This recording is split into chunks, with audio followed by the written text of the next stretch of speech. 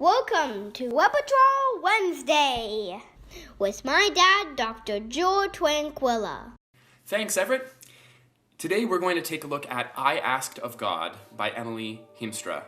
And I'm joined by my good friend and collaborator, Julia Davids. Julia is the artistic director of the Canadian Chamber Choir, and she is professor of music and the director of choral activities at North Park University. And we're going to talk about this piece today, the text of which comes from an iconic Canadian figure, Lucy Maud Montgomery. I chose this piece for this week because April 24th will be the anniversary of Lucy Maud Montgomery's death in 1942, so it's fitting that we remember her through this piece. But I think something that is really interesting is that we have one association that will come to mind very readily when we think of this author. But here is a poem that comes from a different source, not Anne of Green Gables and that world, but a different context and a really beautiful and meditative poem. I think it's such a compelling text, and it's a text in some ways. Again, I think I have the same associations with Lucy Maud Montgomery. It's Anne of Green Gables all day long, which is a very sort of naive, precocious, fresh perspective, whereas this text really expresses a much more mature perspective and the idea of a journey here of this is what I asked for. I asked for happiness in life, and many of us wander through life and say, well, I just want to be happy. But what we discover, of course, it's through those hard times and through those really difficult, painful things, that's when we are able to have these insights, and that's the word that she uses in the text. This text is compelling on so many levels. Yes, it can be spiritual and can be seen in a sacred light, but I think it can be seen in a very personal and also in more of a community corporate light as well, in a secular way. This piece, I think, was very much revealed to me in rehearsal with the Canadian Chamber Choir.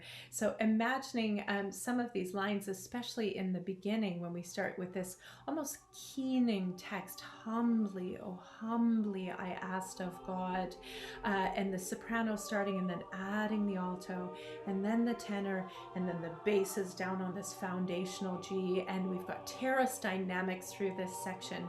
To hear the distinctive quality of those voice parts in an additive way was really a great revelation, and it helped this piece like open up so that you felt this really pure sentiment, this humbly I asked of God, a simple prayer, become very complex very quickly as the piece opened up.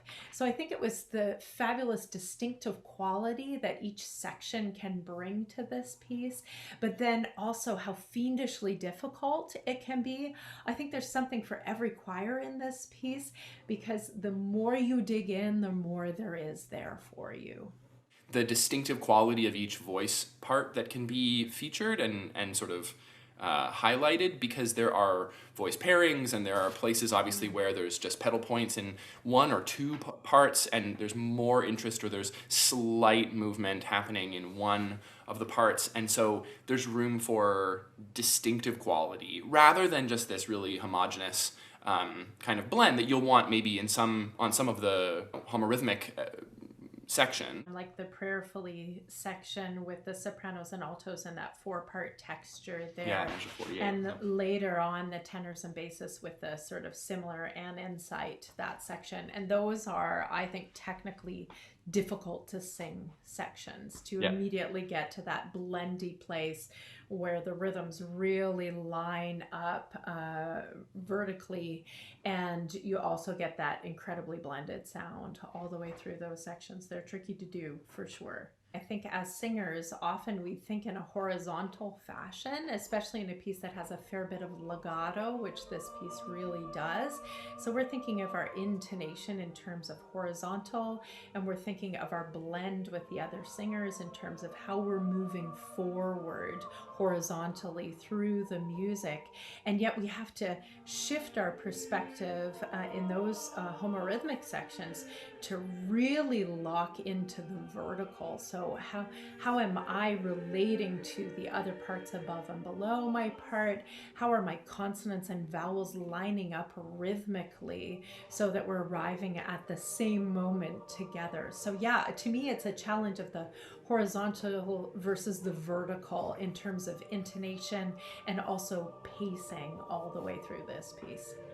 This piece is featured on our album Sacred Reflections of Canada, which you can check out on our website. And when I was listening really closely recently, I was noticing that, you really are able to pick out the through line of the poetry, and I think that's obviously something that the conductor and the singers have to take great care to do, but it's also the sign of a successful work that allows the text to emerge in that way.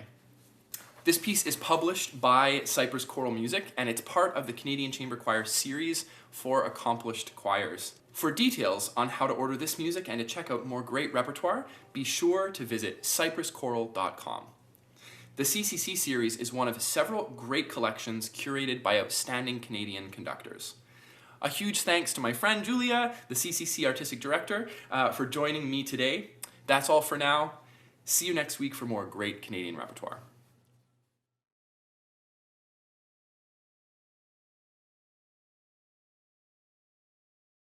Thanks for listening.